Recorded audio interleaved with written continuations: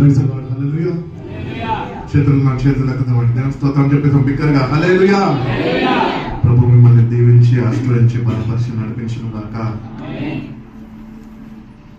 ఏమని ఆశీర్వదించాలండి? ఆమెనని చెప్పి అల్లలు ఏమని ఆశీర్వదించాము?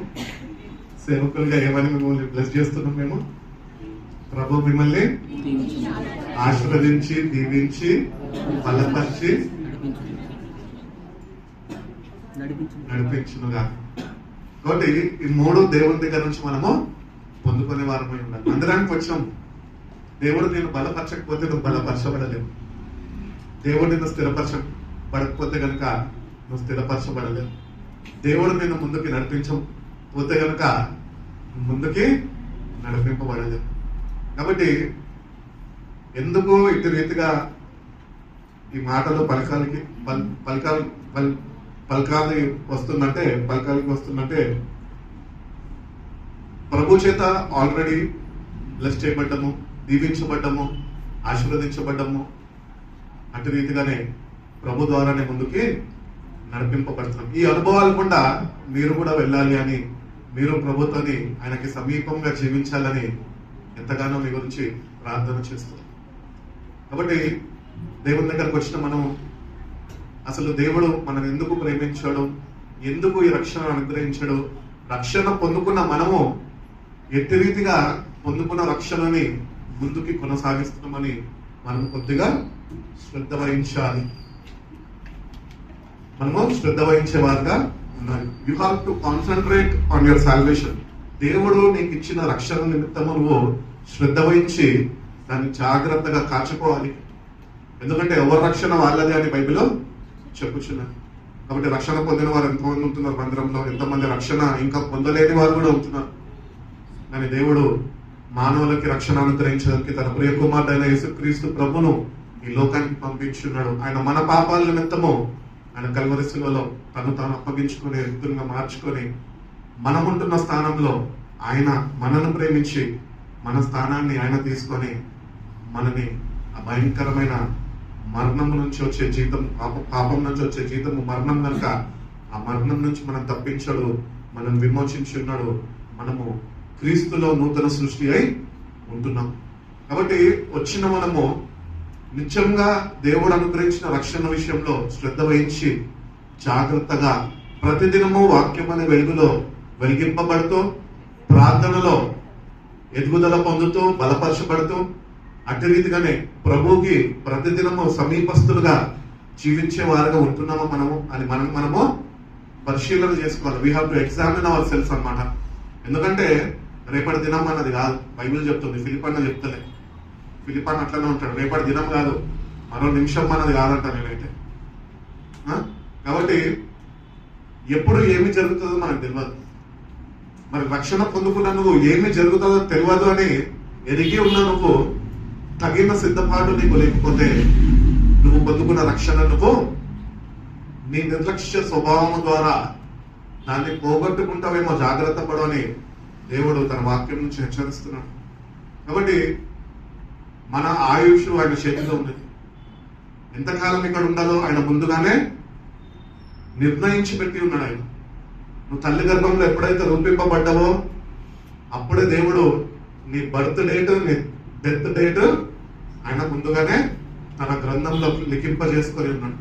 కాబట్టి అందుకనే మోషే అంటూ ఉంటాడు, నా బ్రతుకు దినములు నాకు లెక్కింప నేర్పుము. మనము దేవుని సన్నిధిలో ఆయనతో రెడ్డి సావాసం చేయాలంటే దేవునికి we have to keep on reminding him that ప్రభు ఇంకా ఎన్ని రోజులు నేను ఈ భూమి మీద ఉంటాను, ఎన్ని రోజులు నేను నీతో కలిసి నేను ముందుకు కొనసాగాలో నువ్వు నాకు నేర్పించు ప్రభా, నన్ను బలపరచు ప్రభా, నన్ను వాక్యంతో వెలిగించు ప్రభా, నన్ను నడిపించు ప్రభా అని ప్రతి దినము దేవుడిని అడిగేవారుగా మనం ఉండాలి. ఎందుకంటే మన బ్రతుకు దినములన్నీ ఆయన చేతిలో, మనం ఎంతకాలం బతుకుతామో ఆయనకు తెలుసు. కాబట్టి రక్షణ మనకు అనుగ్రహించిన దేవుడు మన దగ్గర నుంచి ఏం కోరుకుంటున్నాడంటే ఆయన యొద్ద నుంచి మన బ్రతుకు దినములు ఏంటో నేర్చుకునేవారుగా ఉండాలి. హల్లెలూయా. కాబట్టి ఈ రోజైతే ఉన్నాము, రేపటి దినాన ఉండకపోవచ్చు. కానీ ప్రశ్న ఏంటంటే ఒకవేళ ఈ రోజు ఉన్నావు అని నువ్వు అనుకుంటున్నావు, నువ్వు పొందుకున్న రక్షణ నిమిత్తం నువ్వు శ్రద్ధ వహిస్తలేదు, ఏదో నామకార్థ క్రైస్తవుడుగా నువ్వు మందిరానికి వస్తున్నావు, ఆరాధనకు ఉంటున్నావు, ప్రార్థన చేసుకుంటున్నావు, వెళ్ళిపోతున్నావు. ఒకవేళ రేపటి దినాన నీకు రేపటి దినము నీ జీవితంలో అనుమతించకపోతే గనక ఈరోజే నీ అంతము ముగింపబడితే గనక ఈ దేహంలో ఉన్న నీ ఆత్మ, నీ ప్రాణము, నువ్వు ఏదైతే ఉన్నావో దీన్ని విడిచిపెట్టగానే నువ్వు ఎక్కడికి వెళ్తావు? ఆ నిశ్చయత నీకున్నదా? అటు ప్రభుత్వ నీ సావాసం నీకున్నదా? అటు రీతిగా కాన్ఫిడెంట్ గా నువ్వు ఉంటున్నావా? అటు సర్టనిటీ, అటు భరోసా నీకున్నదా? ఎప్పుడన్నా ఏమన్నా కావచ్చండి, ఎందుకంటే ఎంతమంది చనిపోతున్నారు. మాటలో చెప్పాలంటే దేవుడు లోకాన్ని ఎంతనో ప్రేమించాడు, సృష్టిని చేసుకున్నాడు. అటు రీతిగానే సృష్టిలో మనుషులను చేసినట్టు మనుషులకు తోడుగా ఉండడానికి జీవులను ఇచ్చి ఉన్నాడు. ఎందుకు ఈ జీవుల గురించి చెప్తున్నా అంటే, మా ఇంట్లో కుక్కలు ఉంటాయని అందరికీ తెలుసుగా. మా పెద్ద కుక్క అన్నింటిలో మా నగరం తాషా. ఆ తాషాకి కొద్దిగా బాలేక 1 వీక్ నుంచి సఫర్ అవుతుంది. నిన్న రాత్రి 1:30 2 o'clock ప్రాంతంలో అది చనిపోయింది. అది చనిపోయినప్పుడు ప్రార్థన చేసుకుని ప్రభా ఒకటి ప్రార్థన చేశా, ఇంతకాలము నువ్వు మాత్రం ఇచ్చావు, 10 సంవత్సరాలు 11 సంవత్సరం వరకు నువ్వు దాన్ని కాపాడు ప్రభా, నువ్వు దాన్ని తోడుగా ఇచ్చినందుకు నీకు వందనాలు, కృతజ్ఞతలు, స్తుతులు అని రాత్రి 1:30కి బాలేదు అని తెలియజేయగానే ఆల్టర్ దగ్గరకు వచ్చి మోకరించి ప్రార్థన ఇచ్చేది. ప్రభా నువ్వు నాకు ఇచ్చావు, అది మళ్ళీ నేను నీకు తిరిగి నేను నీకు అప్పగిస్తున్నా. దాన్ని బట్టి మేము ఎంతో ఆనందించాము, ఎంతో సంతోషించాము. దాన్ని బట్టి మా ఇంట్లో ఎంతో ఆనందం కలిగింది. ఎందుకు దాని గురించి మీకు జ్ఞాపకం చేస్తున్నా అంటే, మన జీవితాలు కూడా అంతే. కానీ దానికి ఆత్మ లేదు. దానికి దేవుడు జీవాన్ని ఇచ్చాడు కానీ ఆత్మ లేదు దానికి. అది చనిపోయింది, సృష్టి నుంచి తీయబడ్డది, సృష్టిలోనికి వెళ్ళిపోయింది. కానీ నరుడిలో దేవుడు ఆత్మని పెట్టాడు, జీవాయుని ఉంచి ఆయన ఆత్మని ఉంచి ఉన్నాడు. కాబట్టి ఆత్మ మనలో ఉన్నది. మరి దాని గురించి ఎంతో వేదన, ఎంతో బాధ. ఎందుకంటే ఇంట్లో ఒక కుటుంబ సభ్యుడిగా అది ఉంటుండేది. అటు రీతిగానే అది లేని లోటు మేము ఒక క్రితం 5 దినాల నుంచి మేము చూస్తూ ఉన్నాం అనమాట. ఎందుకంటే తిండి తినకుండా అది ఒకలాంటి బలహీన స్థితిలో, ఎవరికి చెప్పలేదు, మూగజీవి కదా, ఎవరికి చెప్పలేదు, అట్లా కూర్చొని ఉన్నది. అప్పటి నుంచే ఆ లేమి అనేది అనుభవిస్తూ వచ్చాను. అటు రీతిగానే ప్రార్థన చేసుకుంటాను, ప్రభా నీ చిత్తం ఏమైందో మాకైతే తెలియదు, కానీ ఇచ్చింది నువ్వే, కలుగు చేసింది నువ్వే, మా ఇంట్లోకి వచ్చింది, మాతో ఇంతకాలం ఉన్నది, ఇప్పటి వరకు నువ్వు కాపాడు, నీ చిత్తమైతే నువ్వు ముందుకి నడిపించు, లేదంటే ప్రభా నీ చేతికి అప్పగిస్తున్నాను. ఇంట్లో నైనా దాని లోటు లేకుండా నైనా నీ సహాయాన్ని ప్రతి ఒక్కరికి ఉంచి నైనా కృంగిపోకుండా అవ్వరు, నువ్వు బలపరచు ప్రభా అని ప్రార్థన చేసుకుని తర్వాత మా అన్న దగ్గరికి వెళ్ళాను. మా అన్న ఎక్కువగా దాన్ని ప్రేమిస్తాడు. ఎందుకంటే దాని డెలివరీ టైంలో కూడా ఆయన మీ దగ్గరకు ఉండి 5 puppies ని మా అన్ననే డెలివరీ చేసింది అనమాట. కాబట్టి అంత తోడుగా ఉండేది ఈ రోజు లేకపోతే ఒకలాంటి బాధ, ఒకలాంటి ఎడబాపు మాకు. ఎందుకంటే ఇంట్లో ఉన్నాయి ఇంకా 4 కుక్కలు, ఇంకా 3 ఉన్నాయి. అవున్నా దాని విలువ దానికి రాదు. కాబట్టి దేవుడు నిన్ను నన్ను ప్రేమించాడు. అందుకని వాక్యం సెలవిస్తుంది, నేను మిమ్మల్ని విలువ పెట్టి కొన్నాను. మనిషి ఉన్నప్పుడు మనిషి యొక్క విలువ తెలుసుకోవాలి. మనిషి వెళ్ళిపోయినాక ఆ విలువ గురించి తెలుసుకుంటే అది మాత్రమో మనకి ప్రయోజనకరంగా ఉండదు. కాబట్టి మన జీవితాలు కూడా అంతే. అది ఏదో సృష్టిలో వచ్చింది, దేవుడి సృష్టిలో దాన్ని మా ఇంట్లో ఉండాలని అనుమతించాడు. అటు రీతిగానే ఉన్నది. కొద్ది కాలము 10 సంవత్సరాలు 11 సంవత్సరాల తర్వాత నేను రాత్రి మమ్మల్ని విడిచిపెట్టి వెళ్ళిపోయింది. దాని తర్వాత ఇమీడియట్ గా ఏం చేయాలా? మార్నింగ్ సండే సర్వీస్ చూసుకోవాలా, మళ్ళీ జీవరత్మంతుల దగ్గరికి వెళ్ళాలి. ప్రభా నేను రాత్రి అంతా ఆల్ నైట్ ప్రేయర్ అయింది, సాటర్డే రెస్ట్ లేదు, ఏంటి ప్రభా ఇది అంటే, నేను రాత్రి మళ్ళీ 2:30కి ఇంకా వీళ్ళకి ఫోన్ చేసి వాళ్ళకి ఫోన్ చేసి ఎక్కడ క్రిమేషన్ చేస్తారు దాన్ని, ఎక్కడ సమాధి చేయాలని చెప్పి వాళ్ళకి ఫోన్ చేసి మళ్ళీ పొద్దున్నే 6 గంటలకు అలారం పెట్టుకొని మళ్ళా కార్ స్టార్ట్ చేసుకొని దాన్ని తీసుకొని నేను మా అన్న కలిసి సెకండ్రాబాద్ మౌలాలి అవతలకి వెళ్ళి నన్ను అక్కడ బరియలు చేసేసి మళ్ళీ తిరిగి వచ్చి మళ్ళీ నేను నా పనులు చేసుకుని మళ్ళీ నేను సిద్ధపడ్డాను. ఎందుకు ఈ మాటలు మీకు తెలియజేస్తున్నా అంటే, మనిషి ఆయువు గడ్డి పువ్వు వంటిది, నీటి మీద బుడగ వంటిది. ఒకటి మన ఇంట్లో ఒక ఆత్మ లేని ఒక జీవినే పోతే ఇంత బాధపడుతున్నామే. రక్షణ పొందుకున్న మనము రక్షణ విషయంలో శ్రద్ధ వహించక ఒకవేళ మరణము నీకు సంభవిస్తే, నువ్వు ఒకవేళ తగిన సిద్ధపాటు లేకుండా నువ్వు కనుక నీకు అనుగ్రహింపబడిన రక్షణని నువ్వు శ్రద్ధ వహించక కాపాడుకోక ఒకవేళ నువ్వు కానీ చనిపోతే మేమెంత రీతిగా బాధపడుతున్నామో ప్రభు దానికన్నా ఎక్కువగా దుఃఖపడతాడు ఆయన. ఎందుకంటే ప్రభు ఎల్లప్పుడూ మనం ప్రభుతోనే ఉండాలి, ఎప్పుడో చనిపోయినాక కాదు, రక్షణ పొందుకున్నాక. ఇక్కడ ఆయనతో ఉంటేనే యుగ యుగాల్లో ఆయనతో ఉండగలుగుతున్నాం. కాబట్టి ఇక్కడే నీకు ప్రభుతోని సరైన సావాసం లేకపోతే, ఆ సావాసం నువ్వు కలుగు చేసుకోకుండా నువ్వు జీవిస్తుంటే కనుక అకస్మాత్తుగా నువ్వు చనిపోతే ఎక్కడికి వెళ్ళిపోతావు. అందుకనే నేడే రక్షణ దినము అని వాక్యం చదివిస్తుంది. ఒకవేళ ఇంకా నువ్వు నీ జీవితంలో ఆ నిశ్చయత లేకుండా, ఆ సర్టనిటీ లేకుండా, అటు రీతిగానే కాన్ఫిడెన్స్ నీలో లేకుండా నువ్వు ఉంటున్నట్లయితే కనుక దేవుడు తెలియజేస్తున్నాడు తన మాటల ద్వారా, నేటి కన్నా నువ్వు జాగ్రత్త పడు. Tomorrow is not promise for you. కానీ మన దేవుడు మనకు తెలుసు. హల్లెలూయా. రేపటి దినం ఏమి జరుగుతుందో మనకు తెలియదు, కానీ మన దేవుడు ఎవరో మనకి బాగా తెలుసు. I know that my redeemer lives. యోబు అంటాడు కదా, నా విమోచకుడు సజీవుడు, ఆయన ఉన్నవాడు, ఆయన మనం నడిపించేవాడు ఉన్నాడు.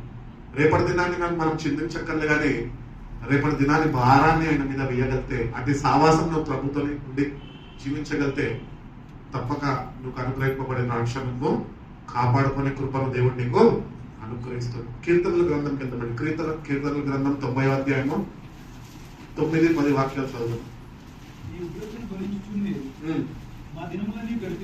నీ ఉగ్రతని భరించుచూనే మా దినములన్నీ మేము గడిపితిమి. నిట్టూర్పులు విడిచినట్లు మా జీవిత కాలం జరుపుకుందుము.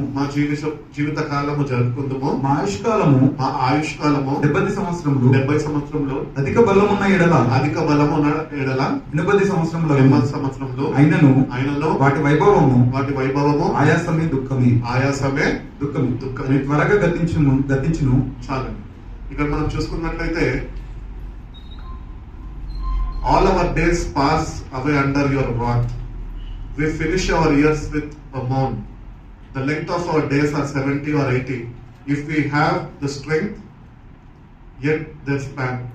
But the trouble and sorrow, for we quickly pass away and we fly away. మనము దేవుడు పెట్టిన ఆత్మ మనలో ఉంది కనుక తగిన సిద్ధపాటు రక్షణ విషయంలో శ్రద్ధ వహించి కాపాడుకుంటే ఈ దేహాన్ని నువ్వు విడిచిపెట్టినా కూడా నీ ఆత్మ డైరెక్ట్ ప్రభు దగ్గరికి చేరుకోగలుగుతుంది. అందుకనే ఒక క్రైస్తుడు వాడు జీవించినప్పుడే ప్రభుతోని సరైన సావాసము సమాధానము కలిగి ఉండాలి. ఎందుకంటే ఆయన వెలుగుమయంలో మన రహస్య పాపాలన్నీ కనబడుతూనే ఉంటాయి. కాబట్టి నీ రహస్య పాపాలు నువ్వు నాకు చెప్పకపోవచ్చు, లేకపోతే నువ్వు నీ అంతటా నువ్వు మర్చిపోయి ఉండొచ్చు, కానీ ఆయన తేజోమయుడు, వెలుగు సంబంధి కదా, వెలుగుగా ఉన్నాడు కనుక ఆయన వెలుగులో మనం ఎంత ప్రార్థన చేసినా ఎంత భక్తి చేసినా కూడా ఆయన వెలుగు కంట మనలో ఉంటున్న రహస్య పాపాలన్నీ ఆయన కనబడతాయి.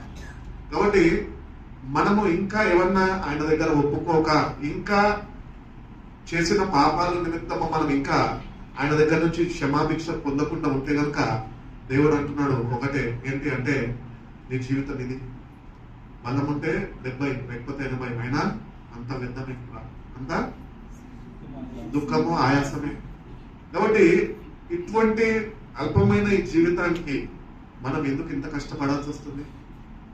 ఎందుకు దేవుడిని కలిగి జీవిస్తే సమృద్ధి మీకు ఇస్తా అన్నాడు కదా. ఈరోజు మనము ఆరాట పడుతూ ఉంటాము, పరుగులు తీస్తూ ఉంటాము, ఈ లోకంలో ఏదో సాధించాలి, ఏదో సంపాదించుకోవాలి, ఏదో కూడబెట్టుకోవాలి అని పరుగులు తీస్తుంటాము. నేను నా జీవితంలో నేను కొన్ని అనుభవాలు చూసిన, ఎంత సంపాదించి ఎంత కూడబెట్టుకున్నాడు కానీ వాడి చావు ఎట్లా వచ్చింది తెలుసా? వాడి చావు ₹1 కూడా అనుభవించకుండా చచ్చింది, కుక్క సాగు చచ్చింది. అంత కష్టపడి సంపాదించుకో. ఈరోజు మన జీవితాల్లో కూడా అంతే. ప్రభుత్వాన్ని సరైన సావాసం కలిగి జీవించక, ప్రభునందు మన గురి నిల్పక, మన పౌరస్థితి పరలోకంలో ఉందని మనం మర్చిపోయి ఈ లోకంలో ఇంకా సాధిస్తాము, ఇంకో సంపాదించుకుందాము, ఇంకా ఆస్తులు కూడేసుకుందాము అని మనిషి దేవుడికి దూరంగా ఈ లోకము ఆకర్షణకి లోనై వాడు దేవుడికి దూరంగా జీవిస్తున్నాడు. అనుకుంటున్నాడు ఏమని, దేవుడితోనే ఉంటున్నా, ప్రార్థన చేసుకుంటున్నా, వాక్యం చదువుతున్నా, ఫాస్టింగ్ ఉంటున్నా, ప్రార్థనలకు వెళ్తున్నా, ప్రార్థనలు చేయించుకుంటున్నా అనుకుంటూనే ఉంటున్నాడు. కానీ వాడి హృదయం ఎక్కడ ఉన్నదంట, ఈ లోకంలో ఉన్నది. కానీ అటు రీతిగా మనం ఉండద్దు. వాక్యాన్ని చదువుతున్న మనము ఆ నిశ్చయత కలిగి ఉండాలి. ఏంటంటే మనం బతికేది కొద్ది కాలమే. మన పితరులను చూసినట్లయితే వాళ్ళు ఒక 100 సంవత్సరాల వరకు బతికారు. మన ముఖాలకి అంత సీన్ లేదు. ఎందుకు? మొత్తము పొల్యూటెడే, తిండి దగ్గర నుంచి అంతా డూప్లికేటే. అందుకనే మన ఆయుష్ తగ్గిపోతుంది. మరి ఇటువంటి ఆహారము తింటూ ఇట్టి రీతిగా జీవిస్తున్న మనము మన రక్షణ విషయంలో శ్రద్ధ వహించకపోతే ఏ నూనె తిని ఎప్పుడు వస్తావో నీకు తెలియదు, ఏ బండి దగ్గర నుంచి ఏ వడలు తిని ఎప్పుడు పోతావో నీకు తెలియదు. ఇటువంటి పరిస్థితుల గుండా మనం వెళ్తున్నాం. ఇటువంటి పరిస్థితుల్లో నోరు కట్టుకోలేము. చూడగానే వాసన రాగానే కావాలి. మనసు అంటది, తిన అంటది. మనం ఏం చేస్తాం అంటే జేబులో చేయబెడతాం, డబ్బులు తీస్తాం, వెళ్ళి కలుపుకుంటాం, తింటాం. నిన్ను నువ్వు తృప్తిపరుచుకుంటున్నావు, కానీ దేవుడు వాక్య ప్రకారము జీవించలేని వాడిగా నువ్వు ఉంటున్నావేమో. అందుకని జాగ్రత్త వహించు. ఎందుకంటే వాక్య ప్రకారమే చెప్తున్నాడు, 70 లేక 80 అంతే. కాబట్టి ఆల్మోస్ట్ నీ లైఫ్ లో అది హాఫ్ కంప్లీట్ చేసి ఉంటావు అనుకుంటా. కంప్లీట్ చేసిన వాళ్ళు ఉన్నారు, కంప్లీట్ చేయడానికి ప్రారంభించే వాళ్ళు ఉన్నారు, కొంతమంది కంప్లీట్ చేసిన వాళ్ళు కూడా ఉంటున్నారు. ఏది నువ్వు ఈ లోకంలో చేసినా అదంతా వ్యర్థమే. నువ్వు ఎంత ప్రయాసపడినా అదంతా వ్యర్థమే. కాబట్టి ఈ మాటలు ఎందుకు జ్ఞాపకం చేస్తున్నానంటే, ఈ మాటలు ఎవరు పలికి ఉన్నారంటే మోషే ద్వారా. మోషే యొక్క ప్రార్థన అయి ఉన్నది అది. ఆ ప్రార్థనలో మోషే అంటూ ఉంటాడు, ఆయన తెలియజేస్తూ ఉంటాడు. ఏమన్నా అంటే 8వ వాక్యం చదువు. మా దోషంలో నీవు నీ ఎదుట ఉంచుకొని ఉన్నావు, నీ ముఖ కాంతిలో మా రహస్య పాపములు కనబడుచున్నవి. కాబట్టి మన దోషములంట ఇంకా ఒప్పుకోక ఆయన దగ్గర కప్పి పెట్టుకుంటే ఆయన ఎదుటైన ఉంచుకొని ఉన్నాడంట. అంటే మనం ఒకటి అర్థం చేసుకోవాలి, ఏంటంటే గ్రహింపు కలిగి మనం ఉండాలి. ఏంటంటే మనము ఏవైతే ఒప్పుకోలేదో అవి ప్రభువు ముందు ఉన్నాయి. హల్లెలూయా. అందుకని మనం అన్ని ఒప్పుకోవాలి. ఆయన ముందు ఏముండదు, ఆయన ముందు కేవలం మనం ఉండాలి. హల్లెలూయా. కాబట్టి మనం ప్రతి ఒక్క దోషము ఏదైతే ఉన్నదో అది ప్రభు దగ్గర ఒప్పుకోవాలా, కన్నీళ్ళు విడవాలా. తెలిసి చేసి ఉండొచ్చు, తెలియక చేసి ఉండొచ్చు. ఆయన ఎదుట నీ దోషాలు ఏవి ఉండకుండా ఉండే రీతిలో నీ జీవితంలో సరిదిద్దుకోవాలి.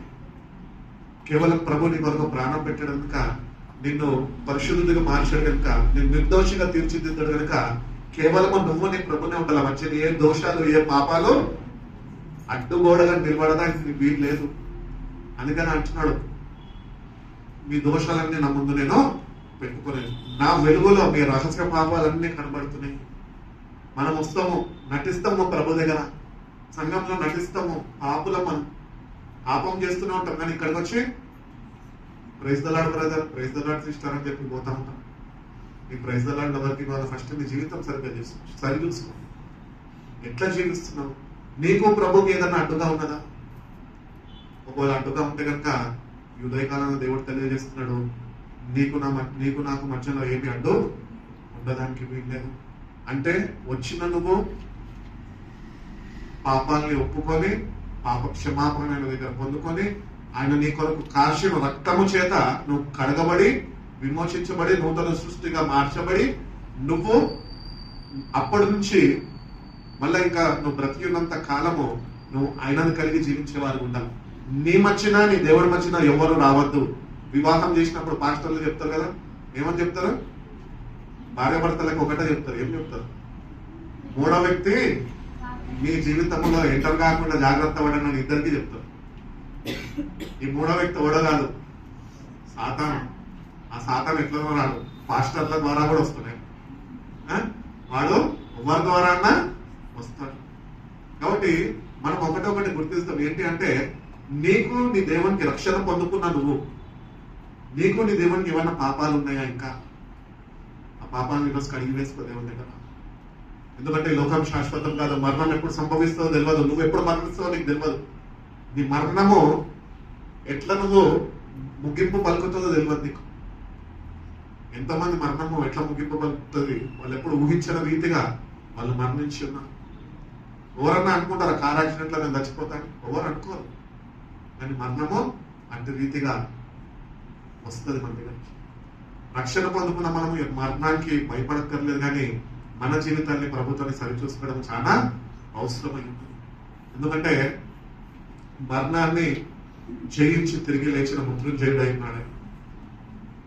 ఆ మరణం మీద ఏమాత్రము అధికారము మన మీద లేకుండా దేవుడు దాన్ని కొట్టివేసి ఉన్నాడు. కాబట్టి ఆయన రక్తంలో కడగబడి మనని మనము ప్రతిదినము స్వపరీక్ష చేసుకుంటూ సరి చూసుకుంటూ నా దేవుడికి నాకు ఏది మంచిగా ఉండకుండా నన్ను నేను సరిదిద్దుకుంటున్న వాక్యం అనే వెలుగులో నడుచుకుంటాను. వాక్యాన్ని వింటున్న నేను ఆ ప్రకారం నేను నడుచుకునే కృపను శక్తిని దేవుని దగ్గర నుంచి పొందుకుంటాను అని ప్రతిదినము దేవుని దగ్గర మనము ప్రార్థన సహాయము మనం దేవుని దగ్గర నుంచి పొందుకోవాలి. ప్రార్థన చేసి సహాయం దేవుణ్ణి వేడుకోవాలి. ఎందుకంటే నువ్వు కానీ ఒకవేళ నిర్లక్ష్య స్వభావంలో ఉంటే, ఒకవేళ సడన్ గా నువ్వు మరణిస్తే తగిన సిద్ధపాటు లేకుండా ఇంకా ప్రభు దగ్గర ఒప్పుకోవాల్సింది ఒప్పుకోకుండా నీకు ఆయనకి మంచిది ఏదన్నా ఒకవేళ నిలిచి ఉంటే కనుక ఆ ఒకటి చిన్న పాపం చాలు, నువ్వు పరలోక రాజ్యంలో పోకుండా ఉండడానికి. అపవిత్రమైనవి ఏవి అందులోనికి ప్రవేశింపవు అని ప్రకటన గ్రంథంలో క్లియర్ గా తెలియజేస్తున్నాడు. సో పాపము పవిత్రమైనదా అపవిత్రమైనదా? అపవిత్రమైనది కదా. మరి మనం పాపాన్ని మనలో ఉండకుండా చూసుకోవాలి. అంటే ప్రభు నువ్వు ఇద్దరు ముఖాముఖిగా, నువ్వు ఆయన ముఖము చూసే రీతిగా నీ జీవితం ఉండాలి, ఆయన నిన్ను చూసే రీతిగా నువ్వు ఉండాలి. అట్టి రీతిగా వాక్యం అనే వెలుగుతో నువ్వు వెలిగింపబడాలి. ఎందుకంటే కొద్ది కాలమే మనం ఇక్కడ జీవిస్తాం, రేపటి దినం మనది కాదు, గ్యారంటీ లేదు. ఒక మాట చెప్పాలంటే ఏ వస్తువు నువ్వు బయట పోయి ఉన్నదానికి గ్యారంటీ ఇస్తుంది. కుక్కర్ కొని పోయి ప్రెస్టీజ్ కుక్కర్ కొని 2 years గ్యారంటీ అంటారు. ఆ అమ్మడు పోకపోతే స్టిక్కర్ మార్చేసి 4 years గ్యారంటీ అని పెడతారు. ఈ ఆడవాళ్ళందరూ పరిగెడుతూ ఉంటారు. గ్యారంటీ అన్నిటికీ ఉన్నది, కానీ మనకి గ్యారంటీ లేదు. మనకి గ్యారంటీ ఎక్కడ ఉన్నది తెలుసా? అది దేవునిలో ఉన్నది. అందుకనే దేవునితో మన జీవితాన్ని మనము సరి చూసుకోవాలి. నువ్వు సరి చూసుకొని దేవుడిచ్చిన రక్షణని భయంతో వణుకుతో కొనసాగిస్తే కనుక నీ రక్షణ నువ్వు ప్రభు దినాన నువ్వు పొందుకుంటామని దేవుడు తెలియజేస్తున్నాడు. కాబట్టి ఆ నిశ్చయత కలిగి ఉండండి. చచ్చిపోతే ఎక్కడికి వెళ్తావు చెప్పగలుగుతావా? ఆ ధైర్యం నీకున్నదా? అటు సావాసం ప్రభుత్వం నీకున్నదా? అటు వాక్యం మన వెలుగు జీవితంలో ఉన్నదా? చావుకి భయపడద్దండి క్రైస్తవుడు. ఏ నిమిషమైన ఏ క్షణమైన ప్రభుత్వం యుగంగా జీవించడానికి వాడు ప్రతినిత్యమో సిద్ధపాటు కలిగి సంతోషంగా ఉంటాడు. వేగిన పడి ఎదురు చూస్తూ ఉంటాడు. ఆయన రాకైనా మన పోకైనా, మా డాడీ అదే చెప్పేటాడు ఎప్పుడు, ఆయన రాకైనా మన పోకైనా మనము సిద్ధంగా ఉంటాం. ఈరోజు నిత్యం లాంటి సిద్ధపాటు మనకున్నదా? అటు నిశ్చయత కలిగి మనం జీవిస్తున్నాం. చనిపోతే నేను ఈరోజు పరలోక రాజ్యంలో ఉంటాను అని ఒక దేవుని స్తోత్రం చెప్తారా? ఇంత డౌట్లో ఉన్నది మీరు. మిమ్మల్ని ఏదో భయపెట్టాలని నేను అడుగుతాను. ఉన్న వాస్తవం ఇది. నేను ఏం ఆశించాను తెలుసా? మీ దగ్గర నుంచి అందరూ చేతులు పైకి లేపుతారని ఆశించాను. కేవలం అక్కడ 2-3 చేతులు లేచి, అవి కూడా వాళ్ళు 60-70 సంవత్సరాలు దాటిన వాళ్ళు మాత్రమే. ఇప్పుడు మీరు బహుశా అనొచ్చు, అన్న వాళ్ళ వయసు అయిపోయింది అంతేలేదు, అన్ని చూసేస్తారు, అన్ని అనుభవించేస్తారు, అంతా ఎంజాయ్ చేసేసి అంటారేమో. లేదు, అది కాదు. వయసుతోనే సంబంధము లేదు. మరణంకు మర్యాద లేదు. అది ఎప్పుడన్నా వస్తుంది, ఎవరినన్నా తీసుకొని పోతుంది. కాబట్టి దానికి భయపడద్దు. దానికి భయపడకుండా ఉండాలి అంటే మనము ప్రార్థన పూర్వకంగా మనకి ఇవ్వబడిన రక్షణని మనం జాగ్రత్తగా చూసుకొని ముందుకి కొనసాగింపబడాలి. పరిశుద్ధాత్మ దేవుని సహాయం ద్వారానే మనకి అనుగ్రహింపబడిన రక్షణని మనము కాపాడుకోగలుగుతాం. మనంతటా మనము వాక్యం చదువుకొని ప్రార్థన చేసుకుంటే కాపాడబడలేము. అందుకనే మనల్ని మనం సరి చూసుకున్నామండి. దేవునికి నీకు ఏమన్నా మధ్యలో ఉంటే కనుక వచ్చిన నువ్వు దేవుని దగ్గర ఒప్పుకోవచ్చు. ఒప్పుకుంటే ఆయన క్షమిస్తాడు. ఆయన క్షమించడానికి సిద్ధ మనసు కలిగిన వాడు అని బయట చెప్తాడు. కాబట్టి ఈరోజు ఆయన సిద్ధంగా ఉన్నాడు, ఈరోజు నువ్వు సిద్ధంగా ఉన్నావు అన్న ప్రశ్న నీకు ఉండాలి. ఈరోజు ఒప్పుకొని దేవుడు అనుగ్రహిస్తున్న గొప్ప రక్షణ భాగ్యాన్ని నువ్వు పొందుకో. కాబట్టి ఈ లోకంలో మనము కొద్ది కాలం ఉంటాము, కొద్ది కాలము అన్ని అనుభవిస్తాము, కొద్ది కాలం అన్నిటిని విడిచిపెట్టి వెళ్ళిపోతాం. వెళ్తున్న మనము నిశ్చయత కలిగి ఉండాలి. ఏంటి అంటే ఈ జీవితంలో కొద్ది కాలము ప్రభుత్వాన్ని జీవించడం నేర్చుకోవాలి. ఇంతకాలం నువ్వు లోకంలో జీవించవేమో, కానీ ఈ కొద్ది కాలం ఏదైతే మిగిలింది ఉన్నదో అది ప్రభుత్వాన్ని జీవించడం ప్రారంభించు. అప్పుడే నీకు అనుగ్రహింపబడిన రక్షణ నువ్వు పొందుకుంటావు. ప్రభుత్వాన్ని జీవించడం అంటే ఏంటి? పొద్దున్న బాగానే తెల్లబట్టలు వేసుకొని బైబిల్ పట్టుకొని నేను ఒక దగ్గర నీళ్ళం చేసి ప్రార్థన చేయాలా? నేను అట్లా కూడా చేసిన, మామూలు అంటే కాదు, ప్రయత్నాలు ఎన్నో చేసిన, కానీ అది కాదు. ప్రభుత్వాన్ని జీవించడం అంటే వాక్యానుసారమైన జీవితము మనం కలిగి ఉండడమే. వాక్యం ఏం చెప్తుంది దానికి లోబడడమే. నువ్వు అట్టి రీతిగా నీ జీవితాన్ని నువ్వు సరిదిద్దుకుంటే కనుక ప్రభు ప్రతిదినము నువ్వు ప్రార్థిస్తున్న సమయంలో ఆయన వచ్చి నిన్ను కలుసుకుంటాడు. ఒక స్నేహితుడితో ఎట్లా మాట్లాడతాడు, నీతో మాట్లాడతాడు. ఏదైనా తోటలో ఆదాము దగ్గరికి ప్రతిదినం వచ్చింటాడు. మంచి సావాసం ఉండేది పాపం, కానీ వచ్చింది ఒక ఆవిడ సావాసం కోల్పోయాడు. అట్టి రీతిగా మన జీవితాల్లో నీకు నాకు ప్రభుకి అడ్డు ఏది రావద్దు. ఈ లోకము శాశ్వతం కాదు, ప్రభుని శాశ్వత రాజ్యము మనకి ఇస్తాడు, నిత్య రాజ్యం మనకి ఇస్తాడు. కాబట్టి మనం ఎట్లుంటాలి తెలుసా? ఆదాముని దేవుడు తన స్వరూపంలో చేసుకున్నాడు కదా, అట్టి రీతిగా ఆ మొదటి దినాల్లో ఆదాము దేవుడితో ఎట్టి సావాసం కలిగినాడో జీవిస్తున్న నువ్వు ప్రభుత్వం అట్టి సావాసము కలిగి జీవించాలి. సావాసాన్ని సరి చూసుకోవాలి. ఏమున్నా కూడా నువ్వు ఆయన దగ్గర దాచుకోవద్దు. ఆదాము కూడా ఆ రోజు ఒప్పుకొని ఉంటే ఇంత కష్టం మనకు వచ్చేదా? వచ్చేదా? ఇంత పాపం మనం చేసేటమ్మా? ఈ లోకంలో అసలు పాపం వచ్చేదా? వచ్చేది కాదు. ఒప్పుకోక అందరూ ఈరోజు అనుభవిస్తున్నాం ఆ శిక్ష. ఆ శిక్షని అనుభవించి చచ్చిపోవడం కాదు, లేకపోతే మనం ముగింపు పలకడం కాదు, కానీ మనము ఆదాము వల్లే దాచుకోక మనం దాన్ని ఒప్పుకుంటే కనుక కనికరం పొందుకుంటాం దేవుడి దగ్గర నుంచి. ఆయన కనికర స్వరూపి అయి ఉన్నాడు. ఆయన నిన్ను కనికరిస్తాడు, ఆయన నిన్ను క్షమిస్తాడు, ఆయన కార్చిన రక్తంతో నిన్ను కడుగుతాడు. మళ్ళా ఆదాము ఎట్టి రీతిగా ఆయనతో సావాసము కలిగి జీవించడం అంటే జీవితాన్ని దేవుడు నీకు అనుగ్రహిస్తాడు. కాబట్టి ఈ అంత్య దినాల్లో ఉంటున్నాం, రాకడ సమయంలో ఉంటున్నాము, నిశ్చయత కలిగి జీవిస్తాం. ఏంటంటే నేను చనిపోతే నేను ప్రభు రాజ్యంలో ఉంటాను. ఎవరు ఉండగలుగుతారు తెలుసా ప్రభు రాజ్యంలో? ఈ లోకంలో ఆశలన్నీ చంపుకున్న వారు మాత్రమే ప్రభు రాజ్యంలో ఉండగలుగుతారు. కాబట్టి నీలో ఈ లోకంలో ఉన్న ఆశలన్నీ చనిపోవాలి. నీలో ఉన్న ఈ లోకం ఆశలన్నింటినీ నువ్వు విడిచిపెట్టాలి. అవి నేను విడిచిపెట్టవు, నీ అంతటా నువ్వే విడిచిపెట్టాలి. నా అంతటా నేను విడిచిపెట్టాను కనుకనే మీ ముందు నేను నిల్చోగలిగాను. నా అంతటా నేను విడవకుండా ప్రభు నాకు సహాయం చేస్తాడు, వాటిని నాకు దూరం చేస్తాడు అంటే కనుక ప్రభు చేయడు. నేను ఇక్కడ ఉండేటువంటి కూడా కాదు. కాబట్టి మనం ఈ లోక భాషలన్నీ విడిచిపెట్టుకొని మన పౌరస్థితి పరలోకంలో ఉన్నదని ఆయన రాబోతున్నాడు. ఆయన రాక కొరకు మనని మనం సరిదిద్దుకుంటూ సరి చూసుకుంటూ వాక్యం అనే వెలుగుతో నింపబడుతూ వెలుగుమయమై మనం ముందుకి వెళ్ళే వారుగా మనం ఉండాలి అని దేవుడు తెలియజేస్తాడు. కాబట్టి ఈ లోకం శాశ్వతం కాదు. లోకంలో దేని గురించి ఎక్కువగా ఆలోచించదు, దేని గురించి ఎక్కువగా శ్రద్ధ వహించద్దు. నువ్వు దేని మీద ఎక్కువ కాన్సన్ట్రేట్ చేయాలి అంటే the best thing you can concentrate in this world is about your salvation. నీకు అనుగ్రహింపబడిన రక్షణ విషయంలో నువ్వు శ్రద్ధ వహించు చాలు. ఎందుకంటే రక్షణేమో పొందుకున్నావు, కానీ శ్రద్ధ వహించక దాన్ని పోగొట్టుకుంటావేమో, జాగ్రత్త పడంతే. రక్షింపబడ్డాను, సంఘంలో సభ్యుడిగా ఉన్నాను, సంఘంలో గుర్తింపు పొందాను, అందరు నన్ను గుర్తుపడతారు అంటే సరిపోదు. ఇక్కడ కాదు గుర్తింపు కావాల్సింది, మనకు అక్కడ కావాలి గుర్తింపు. బైబిల్ క్లియర్ గా చెప్తున్నాను, ఎప్పుడైతే ఆయన నీ రక్షకుడు అని నువ్వు ఒప్పుకున్నావో జీవ గ్రంథంలో నీ పేరు ఆయన రాసి ఉంచాడు, భద్రపరచాడు.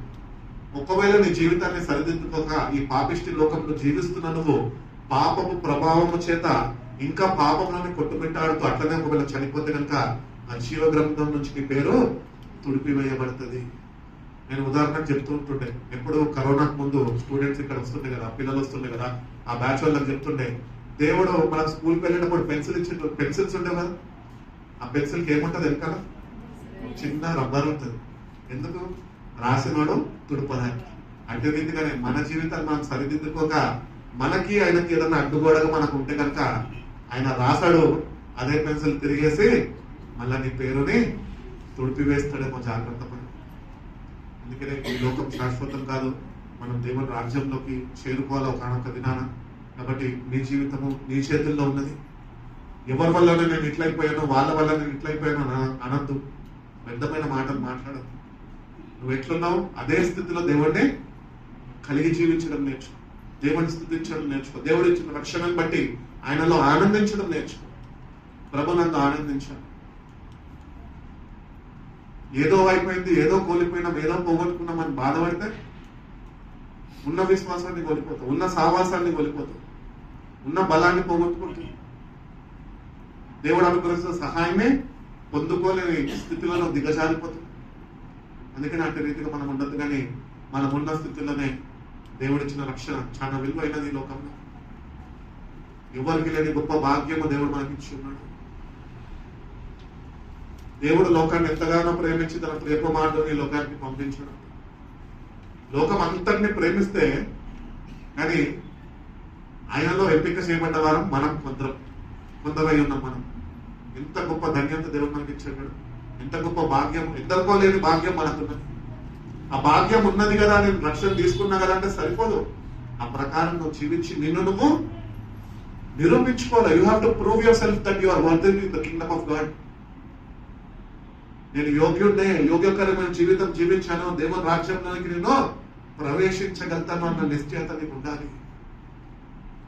అంటే నిశ్చయత నువ్వు కలిగి జీవించాలి. కాబట్టి నీ జీవితం ఎట్లుందో నాకైతే తెలియదు. కానీ సావాసంలో వస్తున్నారు, ఇక్కడ వారమో ఇచ్చక వారమో పరిచయాలు అయ్యారు. మీ గురించి ప్రార్థన చేసే బాధ్యత మా మీద ఉంది. కాబట్టి మీ గురించి మేము తప్పక ప్రార్థన చేస్తున్నాం. మీరు బాగుపడాలనో, అభివృద్ధి చెందాలనో, లేకపోతే మంచిగా ఈ భూమి మీద సెటిల్ అవ్వాలని నేనైతే ప్రార్థన చేయను. వాస్తవానికి చెప్తున్నాను. నేను ఒకటి ప్రార్థన చేస్తాను. ప్రభా, అడుగుపెట్టిన ప్రతి ఒక్క ఆత్మనైనా నిత్య నాశనానికి గురి కాకుండా రక్షణ బాటలో అంతము వరకు నువ్వు నడిపించుకున్నావు.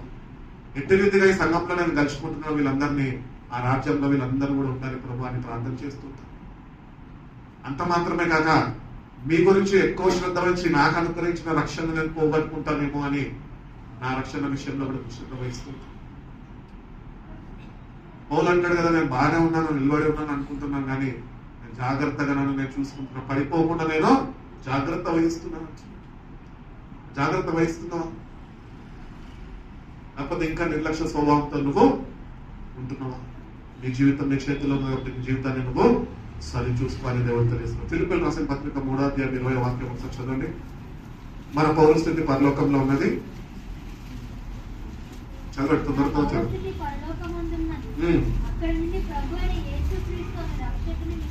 నిమిత్తము ఇక్కడ ఈ వాక్యంలో మనం ఇక్కడ గుర్తించాలి. ఏంటంటే ఫస్ట్ ఏంటి ఈ వాక్యంలో మనం గుర్తించాలంటే ఫస్ట్ పాయింట్ మన పౌరస్థితి. అంటే we are not permanent here, we are citizens of heaven, we are permanent there. అందుకనే ఇప్పుడు ఈ లోకంలో కూడా కొద్ది మార్పులు వస్తున్నాయి. ఇక్కడ ఉన్న వాళ్ళే ఇక్కడ ఉండాలి, వేరే వాళ్ళని వెలగొట్టాలని కొత్త రూల్స్ అమెరికా దేశంలో వచ్చింది. ఓన్లీ అమెరికన్స్ కోసమే ఈ అమెరికా. మీరు వచ్చారా, మీరు రావాలా, చూడాలా, అనుభవించాలి, వెళ్ళిపోవాలి, అంతే. ఇక్కడ ఉండడానికి లేదు.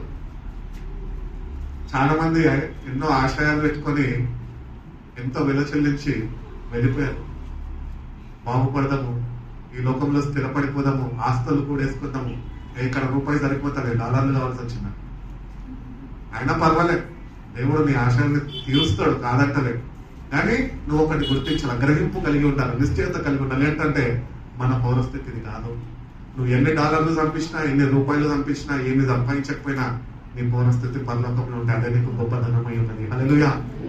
కాబట్టి ఈ లోకంలో గుర్తింపు పొందుకొని ఆ పరలోక రాజ్యంలో గుర్తింపు లేకుండా జీవిస్తుంటే కనుక ఈరోజు ఈ లోకంలో గుర్తింపులు అక్కర్లేదు ప్రభు, నీలో గుర్తింపు, నీ రాజ్యంలో గుర్తింపు నాకు అనుగ్రహించు ప్రభు అని దేవుడు అడిగారు. కాబట్టి మొట్టమొదటి పాయింట్ మన పౌరస్థితి పరలోకంలో ఉన్నది. ఆ పరలోక రాజ్యంకి మనం చూడాలి. మనము ఆయన కొరకు కనిపెట్టుకొని చున్నామంట. ఈరోజు రక్షణ పొందుకున్న మనము నిజంగా రక్షణ బాటలో నడుచుకుంటున్నావు. నువ్వు అనుభవాలు ఉన్నాయా నీకు? ఆయన కొరకు రాక కొరకు కనిపెట్టుకునే అనుభవాలు నీకు ఉన్నాయా? ఎప్పుడన్నా లీజర్ టైం దొరికినప్పుడు ఎప్పుడన్నా అన్నింటినీ మర్చిపోయి ఆయన ఎప్పుడు వస్తాడు అని ఎప్పుడన్నా ఆలోచించవా దీర్ఘంగా? మీ ముఖాలు చూస్తే అంత సీన్ లేదనిపిస్తుంది. ఎందుకంటే లీజర్ టైం దొరకగానే షేర్ చాట్ ఇట్లా అంటుండ మనవాడు. మా వాడకు కూడా చెప్తుంటా, ఏమని చెప్పదు తెలుసా, స్టేటస్ లో ఏదో క్రిస్టియన్ పాట వాళ్ళ సిస్టర్లందరికీ హైందువులు కాబట్టి వాళ్ళకి పెట్టాలని చెప్పి ఒక పాట కాదు వద్దన ఉంటారు. 12 అయింది ఫోన్ బంద్ చేయి అని చెప్తా. 12:30 అవుతుంది. 12:30 అయింది ఫోన్ బంద్ అంట. అయిపోయిందండి అంటది. ఇంకా నాకు పాటలు వినిపిస్తుంటాయి. ఏ గీతాల్లో వచ్చే పాటలు కాకుండా ఇంకా వేరే పాటలు కూడా వస్తూ ఉంటాయి. అన్ని క్రైస్తవ పాటలే, భక్తి పాటలే. చూస్తాను 12:45 అయిపోయింది ఇంకా చాలు అంట. అప్పటికి కూడా వినకపోయింది అనుకో, ఫోన్ తీసేసుకొని ఆఫ్ చేసి పక్కన పెట్టేసి పాట పాడలేదు. మనకి లీజర్ టైం దొరికినప్పుడు మనం ఎట్టి రీతిగా సిద్ధపాటు కలిగి ఉండాలి తెలుసా. ఒకవేళ ప్రభు క్షణాలు వస్తే నేను ఎత్తబడే వారిగా నేను ఉంటున్నానా, ఆ నిరీక్షణ నాలో ఉన్నదా, ఆ నిశ్చయత నాలో ఉన్నదా, ఐఎమ్ రియల్లీ దట్ కాన్ఫిడెంట్, అంత కాన్ఫిడెన్స్ నాలో ఉందా? నాలో అయితే ఉంది. నేను అట్టి రీతిగా జాగ్రత్తగా చూసుకుంటున్నా, జాగ్రత్తగా నడుచుకుంటున్నా. మరి ఆవిడకి లేకపోతే, ఆయన ఒకవేళ వచ్చేస్తే నాలో సగం భాగం పోయినట్టుగా. అందుకనే ఇద్దరు విషయంలో శ్రద్ధ వహించి అటు సిద్ధపాటులో నడిపించే వారిగా అనుకుంటాను. కాబట్టి ఆయన కొరకు వేచి ఉండే అనుభవం నీకు కావాలి. ఆయన రాబోతున్నాడు, త్వరగా రాబోతున్నాడు. బైబిల్ చెప్తున్నది ఆయనకు కూడా తెలియదు అంటే ఎప్పుడు ఆయన రాబోతున్నాడు. తండ్రి స్వాధీనంలో ఉన్నదని. తండ్రి ఎప్పుడు పోమంటే అప్పుడు వచ్చేస్తాడు. ఎందరైతే ఆయన కొరకు ఎదురు చూసేవారుగా, వేచి చూసేవారుగా అనుభవాల్లో ఉంటారో వాళ్ళందరూ నిజంగా ఆయనని మధ్యాకాశంలో కలుసుకున్నారు. కాబట్టి ఇటు అనుభవాలు మనకు కావాలి. అందుకని మీ టైం ఎక్కువ వేస్ట్ చేయకుండా ఫోన్ పక్కన పెట్టేసి ప్రార్థనలో ఉన్నప్పుడు వాక్యము బైబిల్లో చదువు, ఫోన్లో చదవదు. అదే ఫోన్లో పాపము చూస్తావు, పాపము చేస్తావు, పాపంతోనే నింపబడి ఉంటుంది. దాంట్లో మళ్ళీ పరిశుద్ధ గ్రంథము చదువుతావు, ఇంకా గొప్ప పాపిగా తయారవుతావు. దాని తప్ప ఏం కావు. అందుకనే వాక్యాన్ని చదువు. వాక్యం మన వెలుగుతో వెలిగించమని దేవుణ్ణి అడిగి ఆ నిశ్చయత కలిగి జీవించు. ఎందుకంటే ఆయన కొరకు ఎందరైతే ఎదురు చూసే వారిగా ఉంటారో, పౌరస్థితి మాది అక్కడ ఉన్నది అని వాళ్ళ ఇళ్ల కొరకు, వాళ్ళ కొరకు సిద్ధపరిచిన స్థలాల కొరకు వాళ్ళు తగిన సిద్ధపాటు కలిగించుకొని జీవిస్తుంటారో వాళ్ళు మాత్రమే ఆయన రాజ్యంలోనికి, ఆయన రాకలో ఎదుర్కొని వారు. ఎఫెసీయులకు రాసిన పత్రిక 2:19 చదువు ముగించేస్తాను. 5 minutes. కాబట్టి మీరిక మీదట పరజనులను పరదేశులై ఉండగా పరిశుద్ధులతో ఏక పట్టణస్థులను దేవుని ఇంటి వారై ఉన్నారు. దేవుని ఇంటి వారు పరిశుద్ధమైన జనాంగముగా మనల్ని తీర్చిద్దాడు. మనము పాపము చేసి దేవునికి దూరంగా అయిపోయినప్పుడు మనం ప్రేమించి తన కుమారుని అనుగ్రహించి తన పరిశుద్ధ రక్తాన్ని, యవ్వన రక్తాన్ని చిందించి మనల్ని విమోచించి దేవుని ప్రజలుగా మనల్ని ఏర్పరచుకున్నాడు. కాబట్టి దేవుని గృహంలోనికి మనం చేరేవారిగా మనము ఉండాలి. నీ గమ్యస్థానం ఏంటో నీకు తెలియాల. చచ్చిపోతే ఎక్కడికి పోతా అన్నది నువ్వు బ్రతికి ఉన్నప్పుడు నీకు తెలిస్తేనే నువ్వు ఎక్కడికి వెళ్తావు.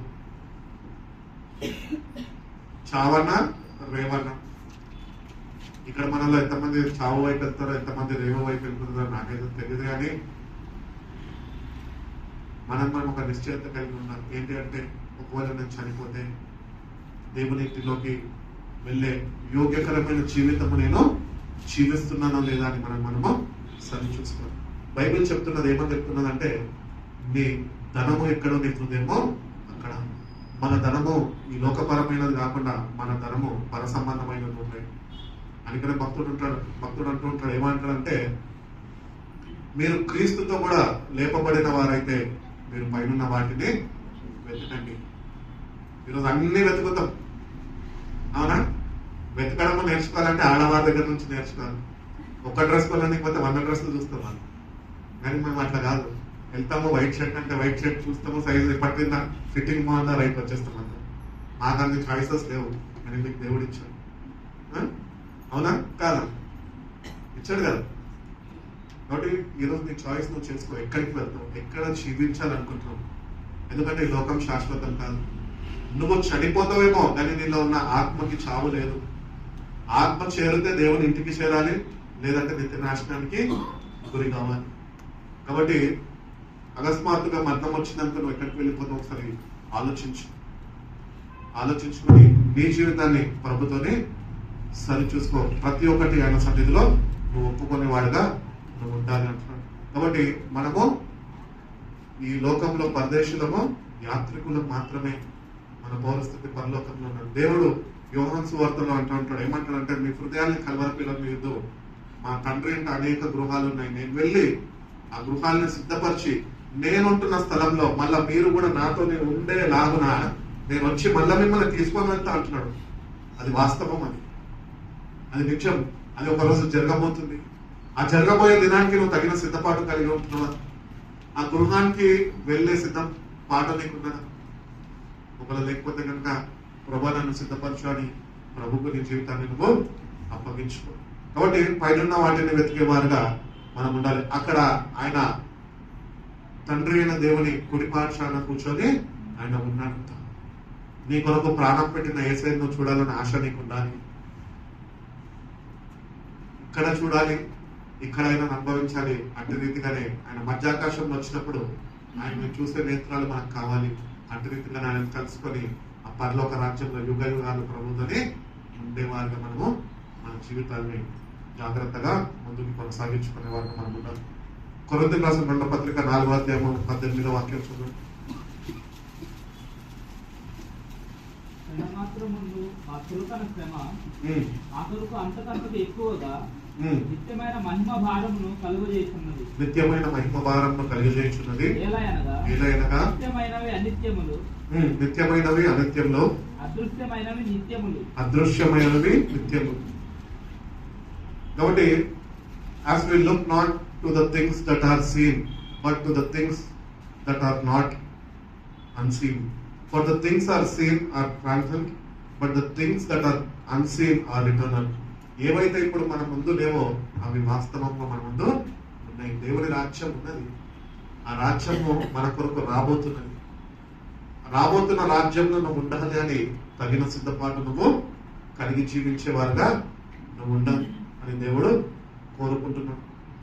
కాబట్టి ఆ రాజ్యానికి తగిన సిద్ధపాటు ఆయన నీకు అనుగ్రహిస్తేనే అది నువ్వు పొందుకుంటావు. అది నువ్వు అనుగ్రహించకపోతే కనుక నువ్వు పొందుకోవాలి. తగిన సిద్ధపాటు నీకు కావాలి అని ప్రభు దగ్గర ప్రతిదినము ప్రార్థన పూర్వకంగా ఆయన అనుగ్రహిస్తుండగా పొందుకున్న నువ్వు దాన్ని కాపాడుకొని అంతము వరకు దాన్ని కాచుకునే కృపను కూడా నువ్వు ఆయన దగ్గర నుంచి వేడుకోవాలి అని దేవుడు తెలియజేస్తాడు. పేతురు రాసిన 1వ పత్రిక చూడు.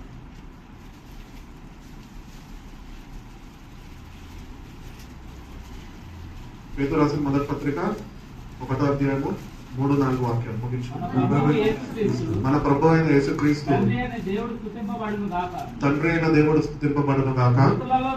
మృతులలో నుండి యేసుక్రీస్తు తిరిగి లేచుట వలన జీవముతో కూడిన నిరీక్షణ మనకి కలుగునట్లు, అనగా అక్షయమైనదియు నిర్మల అయినదియు వాడబారదైన స్వాస్థ్యము మనకు కలుగునట్లు ఆయన తన విశేషమైన కనికరము చొప్పున మనలను మరలా జన్మింపజేసెను. కాబట్టి blessed be to the God the Father of our Lord Jesus Christ.